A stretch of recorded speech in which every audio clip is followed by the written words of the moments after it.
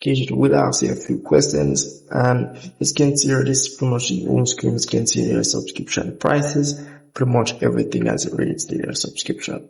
So once you open it, we'll pretty much load up this here where you can speak with the AI chatbot and so forth. You can also audio call with your AI chatbot as well, and you can tap on this option here to pretty much generate images, and as well you can use the prompt option to generate images that you might want to send to your AI chatbot. As well, you can talk about specific topics. Let's say you want to talk about tattoos, you can tap on the start chatting option here, and as well you can also send your chatbots GIF. As you can see here, a lot of GIFs option here as well, and you can see other activities.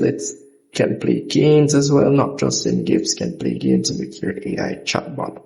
So that's really pretty much it. And as it relates to the coin section, I'm not sure where the coin section is for this, but yeah, so that's really pretty much it. And you can go in this section here to get your premium subscription, as you can see here. So I've reviewed a similar application to this here and didn't have any coin section. And this one here still doesn't have any coin section as well, so I'm not sure about the coins as it relates to you sending gift to your AI chatbot.